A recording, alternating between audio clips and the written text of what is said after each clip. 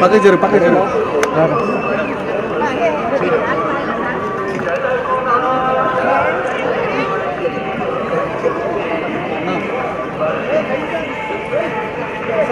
left right root मारेंगे अये नंदो सही है बाबू मैडम क्या है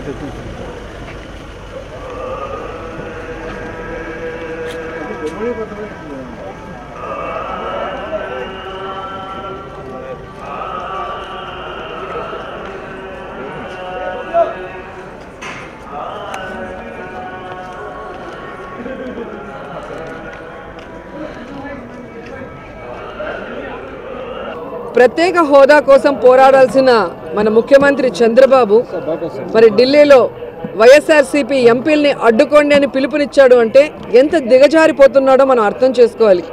ఈరోజు చంద్రబాబు నాయుడు కానీ ఆయన ఎంపీలు కానీ మన ప్రత్యేక హోదాని ఢిల్లీలో ఎలా తాకట్టు పెట్టారో కూడా ప్రజలందరూ కళ్ళారా చూస్తున్నారు. గత సంవత్సరంలో చేసుకున్న ఎంఓఏలకే దిక్కు లేదు అంటే ఇప్పుడు మళ్ళీ 10 లక్షలకి మరి పరిశ్రమలు వచ్చే విధంగా మేము ఏ విధంగా చేసుకున్నాము 10 లక్షల కోట్లకు చేసుకున్నామని చెప్తున్నారే. మరి గత 1 ఇయర్ వైజాగ్లో చేసుకున్నవి ఏమయ్యాయి?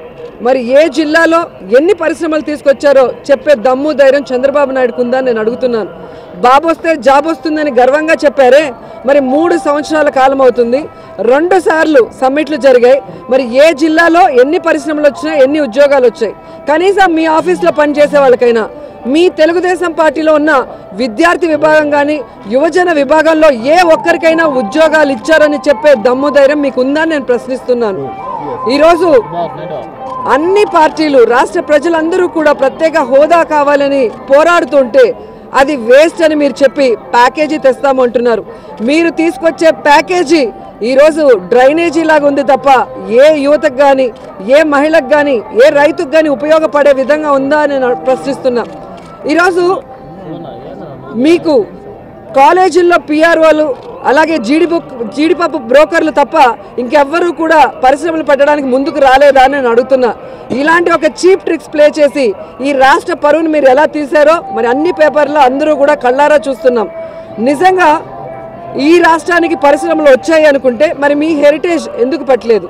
మీ రాయపాటి ఎందుకు పరిశ్రమలు పెట్టట్లేదు? మీ గల్లా జయదేవ్ ఎందుకు పరిశ్రమలు పెట్టట్లేదు?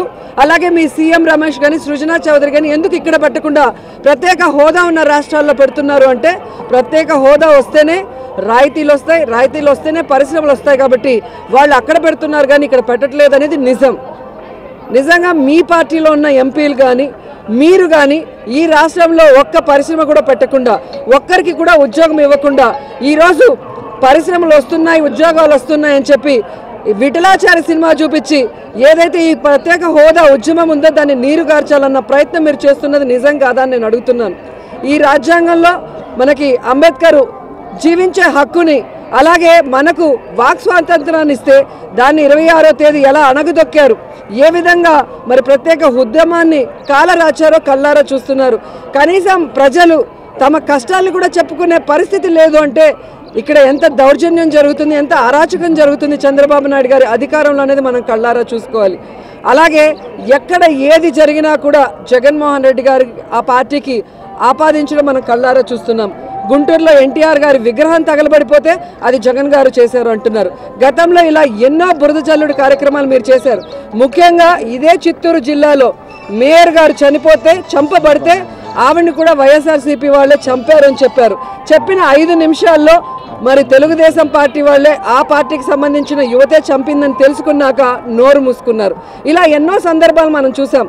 ఎన్టీఆర్ అంటే జగన్ గారికి ఎంత గౌరవం ఉందో ఎన్నో మీటింగ్స్లో ఆయన తన తండ్రితో సమానంగా మరి ఈ రాష్ట్రానికి చేసిన మంచి పనులను గుర్తు చేసుకునేటప్పుడు రాజశేఖర రెడ్డి గారి పేరుతో పాటు ఎన్టీఆర్ గారి పేరు చెప్పిన సందర్భాలు కోకొల్లలు.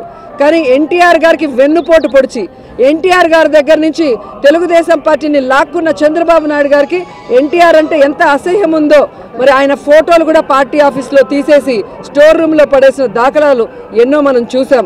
అలాగే అధికారం కోసం మొన్న ఫోటోలు స్టాచ్యూలు పెట్టింది కూడా చూసాం. రాష్ట్ర వ్యాప్తంగా ఆయన విగ్రహాలు లేకుండా ప్రజలు ఆయన గుర్తుపెట్టుకోకుండా చేయడానికి ఆయన ఎన్ని ప్రయత్నాలు చేశారో చూసాం. అలాగే ఈరోజు అధికారంలోకి వచ్చిన తర్వాత ఎన్టీఆర్ సృజల స్రవంతి కానీ ఎన్టీఆర్ ఆరోగ్యశ్రీ కానీ ఇలా ఎన్టీఆర్ గారు పెట్టిన ఏ ఒక్క పథకమైనా కూడా నీరు గార్చి ఆయనకి ఎంత చెడ్డ పేరు తీసుకొస్తున్నారో మనం చూస్తున్నాం. కాబట్టి రాజకీయాలు చేయడానికే ఈరోజు ఎన్టీఆర్ గారి విగ్రహం కూడా చంద్రబాబు నాయుడే తగలబెట్టుంటారు తప్ప ఆ మహానుభావుడి విగ్రహాన్ని తగలబెట్టాల్సిన అవసరం ఇంకెవరికీ కూడా లేదు. నిజంగా తెలుగు తల్లి కనుక బ్రతికుంటే ఈరోజు చంద్రబాబు నాయుడు ఆవిడ రొమ్ము గుద్ది అన్యాయం చేస్తున్న విధానానికి ఘోషించేది. అలాగే ఎన్టీఆర్ గారు బ్రతికుంటే తన పార్టీని సర్వనాశనం చేస్తూ ప్రజల్ని ఇబ్బంది పాలు చేస్తున్న చంద్రబాబు నాయుడిని ఈరోజు పార్టీలోంచి మెడబట్టుకొని బయటికి గెంటేసే పరిస్థితి ఉండేది. ఈ చంద్రబాబు నాయుడు గారు అధికారంలోకి వచ్చాక రైతుల్ని నిండా ముంచాడు, అలాగే మహిళల్ని నిండా ముంచాడు. ఇప్పుడు యువతను కూడా నిండా మునిచే కార్యక్రమాలు ఉన్నారు. బాబు వస్తే జాబ్ వస్తుంది కాదు, బాబు పోతేనే జాబ్ వస్తుంది. కాబట్టి ఆ బాబుని తరిమి కొట్టే ప్రయత్నం యువత అంతా కూడా కలిసికట్టుగా చేయాలని కోరుకుంటున్నారు. రాజీనామా చేయడానికి కూడా వైఎస్ఆర్సీపీ ఎంపీలు సిద్ధంగా ఉన్నారు. పార్లమెంటులో మరి మోడీ గారితో తేల్చుకొని అప్పుడు కనుక నిజంగా మన రాష్ట్రానికి అన్యాయం జరిగితే రిజైన్ చేసి ప్రజల్లోకి రావడానికి కూడా సిద్ధంగా ఉన్నారు. ఆ విషయం జగన్ గారు కూడా చాలాసార్లు చెప్పడం జరిగింది.